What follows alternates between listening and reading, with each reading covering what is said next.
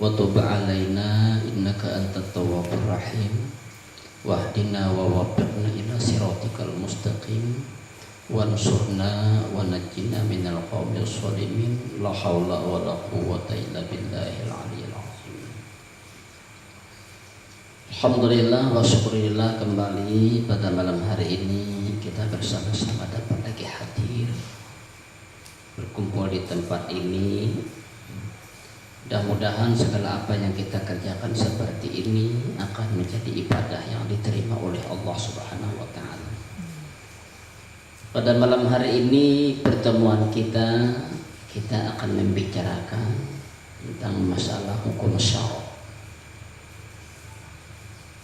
Kita mengenal hukum syara'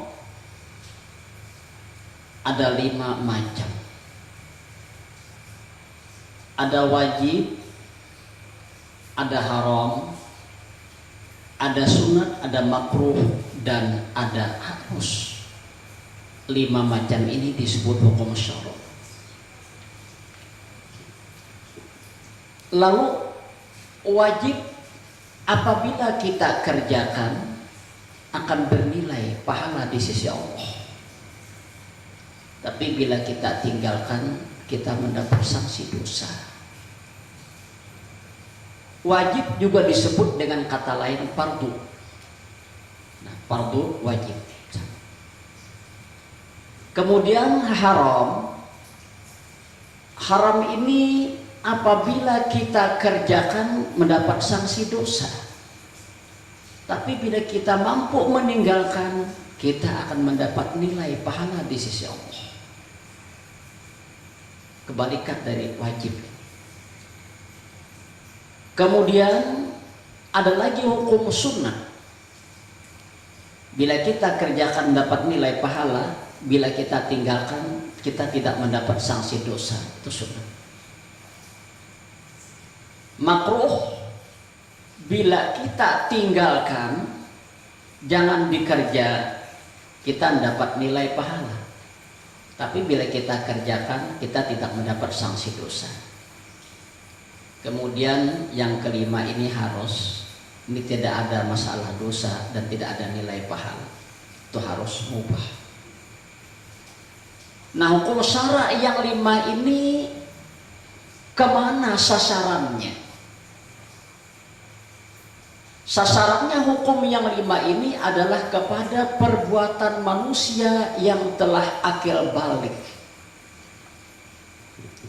Artinya, kalau manusia itu sudah sampai usia balik dan berakal, apa saja yang ia kerjakan, apa saja yang ia lakukan, tidak bisa terlepas dari hukum syara' yang 5 ini.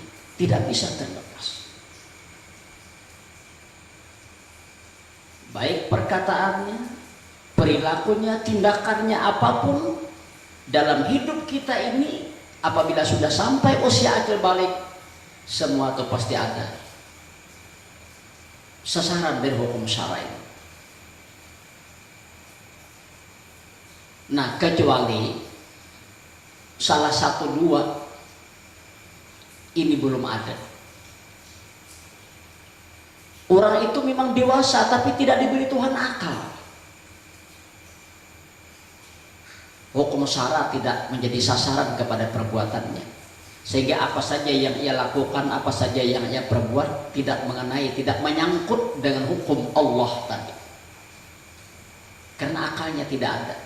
Sehingga orang yang tidak berakal itu tidak ada masalah dosa, tidak ada pahala bagi dirinya.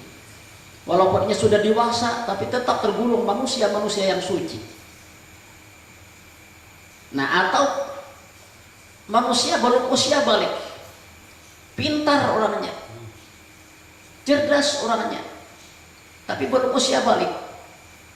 Perbuatannya, tindakannya juga belum menyangkut dengan hukum Allah tadi. Andai kata mati orang-orang yang kayak itu, ya tidak ada apa-apa, ya langsung masuk surga. Tidak ada permasalahan di alam akhirat. Nah, sampai oleh Ahlus Sunnah wal Jamaah itu berpendapat walaupun anak orangnya tidak Islam, anak non muslim, selama ia belum usia akil, selama ia belum balik, meninggal, itu tidak ada urusan di sisi Allah, orang itu langsung masuk surga. Walaupun anak yang tidak Islam orang tuanya. Kenapa? Karena perbuatannya belum menyangkut dengan hukum syara, belum menyangkut dengan hukum Tuhan tadi. Cuma ada satu pendapat. Jadi pendapat ini, anak-anak yang non muslim itu apabila ia meninggal belum usia balik, belum usia dewasa, di akhirat Allah tempatkan di antara surga dan neraka. Nya surga tidak, neraka tidak. Tapi itu ditentang oleh Ahlussunnah, itu kaum Mu'tazilah, itu orang-orang Mu'tazilah. Nah, Ahlussunnah berpendapat di akhirat itu tidak ada tempat antara surga dan neraka. Di akhirat itu cuma dua tempat akhirnya, pada surga neraka tidak ada tempat antara kedua-duanya itu. Nah, manjilah bainal manjilatain itu kan. Itu hanya dari pendapat-pendapat orang-orang Mu'tazilah, ditentang oleh Ahlussunnah. Nah, jadi semacam ini. Jadi hukum syara yang 5 itu sasarannya adalah perbuatan manusia yang sudah akil balik. Sehingga apa saja yang dilakukan oleh manusia yang sudah akil balik ini tidak bisa terlepas dari hukum Allah yang 5 tadi. Semacam kita ini duduk di saat ini. Ini andai kita kaitkan dengan hukum syara tadi, sedang berada di jalur mana kita ini? Nah, saya tepat. Kita tidak bisa lepas ya. Nah, kita saat ini bisa kita katakan kita berada di jalur sunnah, bisa-bisa berada di jalur wajib. Berarti nilainya ibadah. Ada pahala di sisi Allah. Sepulang ini misalnya kita kembali ke rumah, ingin istirahat, tidur apa segala, menyangkut lagi dengan hukum Allah. Apa di sana? Ya, tidur masalahnya mubah atau harus. Nah, jadi semacam ini. Apa saja yang kita lakukan tidak bisa lepas dari hukum Allah yang 5 tadi, hukum syara yang 5 ini. Nah, cuma walaupun hukum ini yang 5 macam tadi hukum syara, sasarannya perbuatan manusia yang akil balik, kita ini berusaha seupaya mungkin supaya perbuatan kita ini di dalam hidup kita 24 jam sehari semalaman ini, usahakan supaya terus menerus di dalam jalur sunnah atau jalur wajib, supaya nilainya selalu dalam ibadah. Yang haram sedapat mungkin kita menghindar.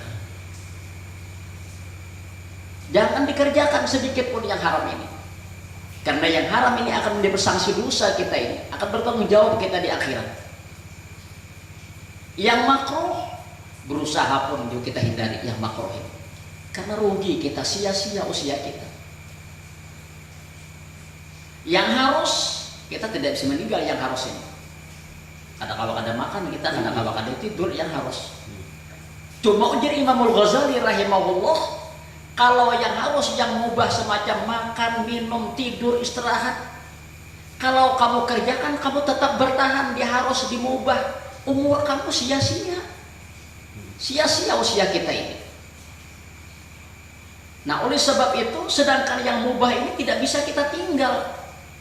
Nah, lalu supaya hidup kita ini terus ada memperoleh keberuntungan di saat kita mengerjakan yang harus semacam makan, minum, tidur apa segala, niatkan mengerjakan yang harus ini untuk membantu terlaksananya ibadah, sehingga yang harus ini pun mendapat nilai ibadah. Misalnya kita makan kan makan tuh harus, tapi niat kita makan supaya sehat kita ini, dengan sehat nyaman beribadah, makan pun sudah mendapat nilai ibadah. Kita tidur istirahat, tujuan kita tidur untuk apa? Memulihkan kesehatan kita, memulihkan kesegaran kita. Bila segar, nyaman melaksanakan ibadah. Tidur pun mendapat nilai ibadah. Nah, jadi sehingga tidak ada sia-sia waktu dalam hidup kita ini. Tidak terbuang-buang umur yang Allah berikan ini. Jadi kita berusaha. Yang haram kita tadi sedapat mungkin menghindari. Yang makruh